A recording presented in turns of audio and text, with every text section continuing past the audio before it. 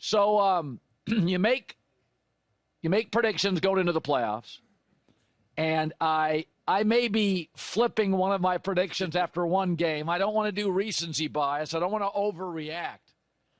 But what I watched last night from the Warriors-Rockets is really troubling if you're a Houston fan. So let's start with this. I didn't follow my own advice. I've always said in the playoffs, just take the experience. And I said, the Warriors look old and tired. They're small. And I'm going to take the Rockets in 6 or 7. And they may still win. Yeah, they're easy to get enamored with. They're so twitchy. They're so athletic in Houston. Yeah, I forgot. They can't shoot.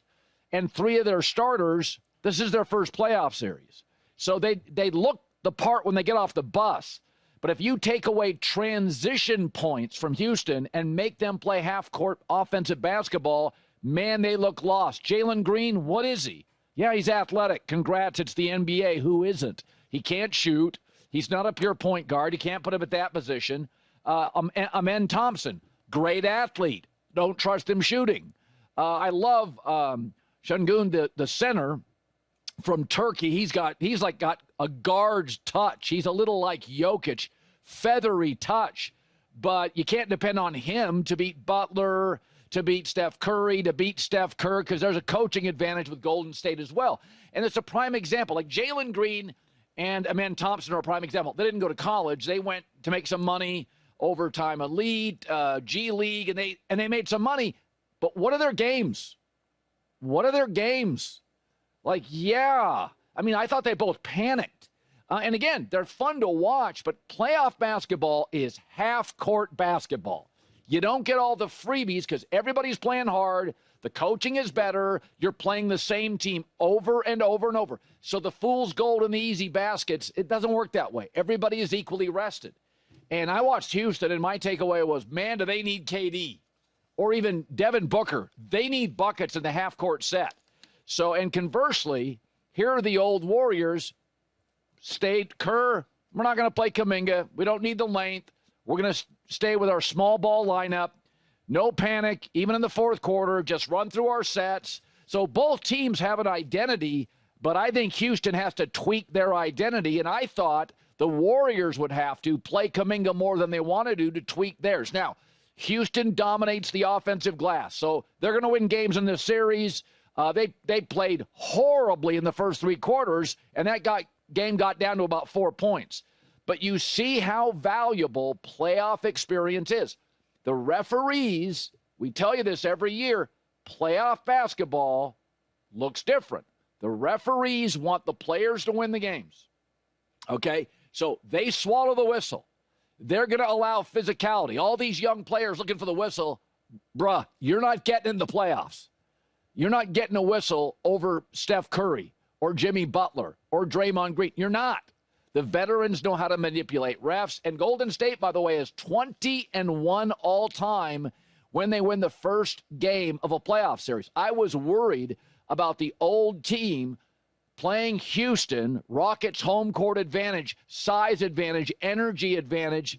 And then I watched that game, and my only question now, do the Warriors have the stamina to get 6 or 7 games out of this series and then go into another series? Their best players are all in their mid-30s. And the Rockets, again, they're so big and athletic, they'll win games.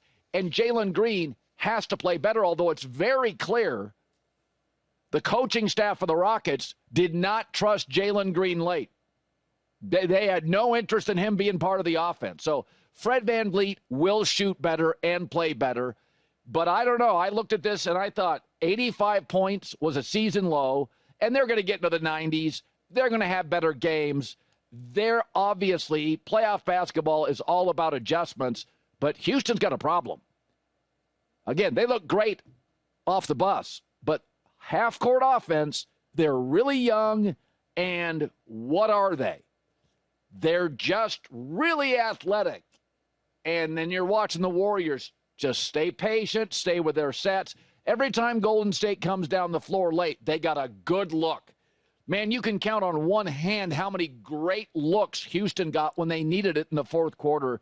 Here was Steve Kerr on Steph Curry after. He just made some amazing plays and obviously carried us offensively. Players win games. It's our job to, to try to help them along a little bit here and there. And I've coached Steph Curry and Draymond Green for 11 years. So, of course, we've got a lot of playoff wins. So I do worry about the Rockets going forward. I may have just missed on that. Now let's talk Lakers losing the opener to Minnesota. I'm not worried about the Lakers. I don't think. But J.J. Redick, welcome to playoff basketball. He didn't pull enough levers. So unlike the Rockets, the T-Wolves can shoot. In fact, they had 42 open threes. They just got great looks, and they hit a lot of them. But it was more about the Lakers' lack of energy and urgency and especially physicality. You just kept waiting for the Lakers to kind of shift into a second gear, and they never did. So Minnesota is a little like the Baltimore Ravens of the NFL, where they're at their best, sometimes playing ugly, really physical, a lot of tough guys, play with a ton of physicality and energy, and it's not always pretty. You know, the Lakers, when they're at their best with Luka, LeBron, Austin, it's pretty. They're getting to the free throw line.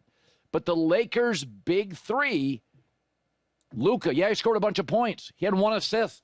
It can't just be points. Austin Reeves, totally out of rhythm. Again, T-Wolves beat up on him physically. And LeBron, you know, I thought he did a job. He's kept waiting for the game to come to him a little bit. And it's like, bro, you look disengaged. And so it was just ugly. And remember, the T-Wolves have played Luka before. This is a really good coaching staff. So, and the other thing that makes you wonder about the Lakers, not everything from the regular season carries over, but a lot does. Like Houston didn't shoot well in the regular season. Houston didn't shoot well yesterday. The Lakers are a bad road team. They were sub 500 on the road. And they just lost home court advantage. Minnesota, like those Ravens, they can win on the road. Why? Because physicality in all sports, like baseball and pitching, physicality in basketball and football travels.